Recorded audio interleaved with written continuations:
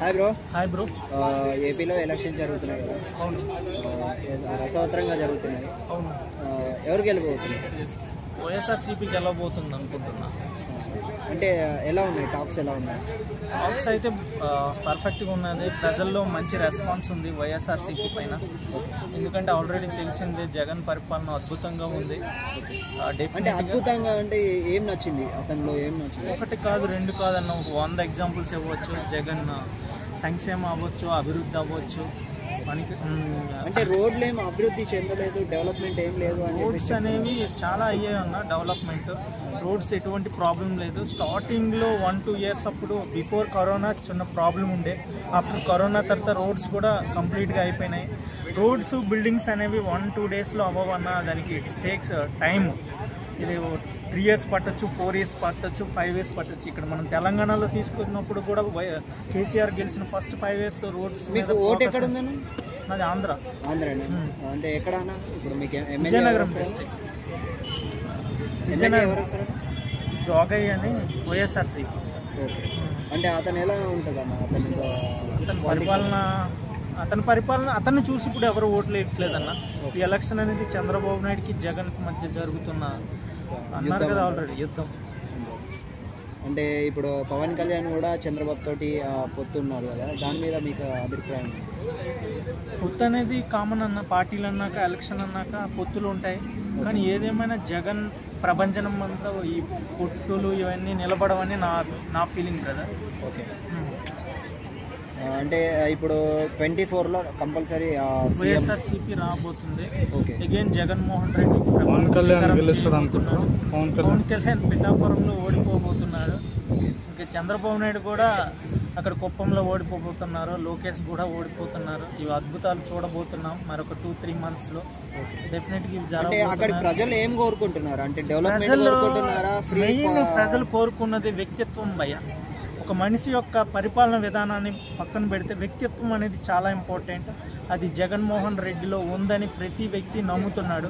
అతను from starting నుంచి అతను ఓడిపోయినప్పుడు చూడండి, గెలిచినప్పుడు చూడండి, ఆయన ఫేస్ ఫీలింగ్ కానీ, ఆయన బాడీ యాటిట్యూడ్ కానీ, ఆయన డ్రెస్సింగ్ స్టైల్ కానీ, ఆయన మాటల్లో ఉండే మాట తీరు కానీ ఎటువంటి చేంజింగ్ లేదు. అతను బిఫోర్ సీఎం ఎట్లా ఉన్నాడో ఆఫ్టర్ సీఎం కూడా అట్లాగా ఉన్నాడు. ఇప్పుడు ఒక్కటి అబ్జర్వ్ చేయాలి, మనుషుల్లో కన్నా పార్టీలు ఉండొచ్చు, గెలవచ్చు, ఓడిపోవచ్చు. వ్యక్తిత్వం అనేది చాలా ఇంపార్టెంట్. అది జగన్లో 100% ఉన్నది. ప్రజలు కేవలం జగన్ యొక్క వ్యక్తిత్వం, ఆయన యొక్క బిహేవియర్ బట్టే లైక్ చేస్తున్నారు. ఇప్పుడు ఏపీలో వచ్చేసి జనాలు అంటే ఫ్రీ స్కీమ్స్ కోరుకుంటున్నారా లేకపోతే డెవలప్మెంట్ కోరుకుంటున్నారా?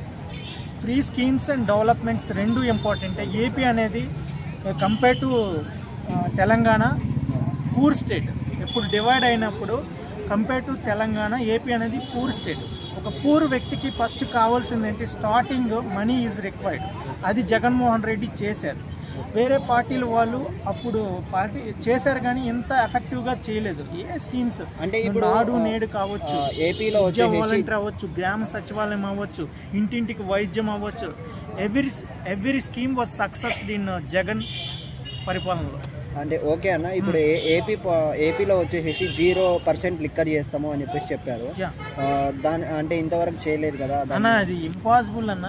ఇదే స్టేట్ కాదు, ఏ స్టేట్లో కాదు, ఇండియాలో కాదు, మన ఎంటైర్ యూనివర్సిటీ అతను ఇచ్చినటువంటి స్కీమే కదా, అతను ఇచ్చినటువంటి మేనిఫెస్టోలో నుంచి అతను ఇచ్చినటువంటి. ఇప్పుడు మరి రాబోయే కాలంలో కూడా ట్రెండింగ్ సిస్టమ్ అంటే టెండరింగ్ సిస్టమ్ ఉండే వైన్స్ లో.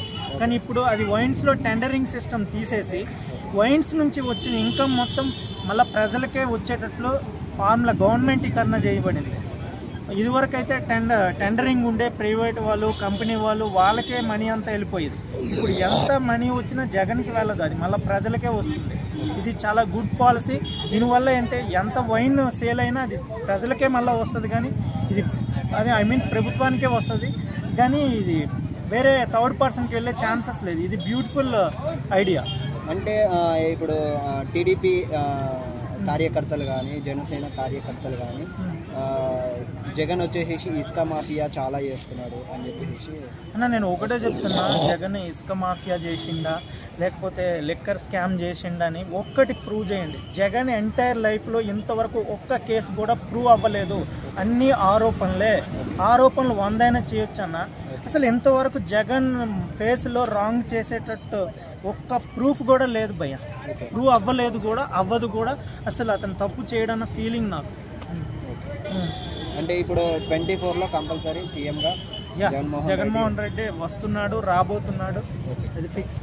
అంటే ఎంపీగా మరి కేంద్రంలో ఎవరు రాబోతున్నారు? కేంద్రంలో అగైన్ మోడీ అన్న. మోడీ అంటే ప్రైమ్ మినిస్టర్.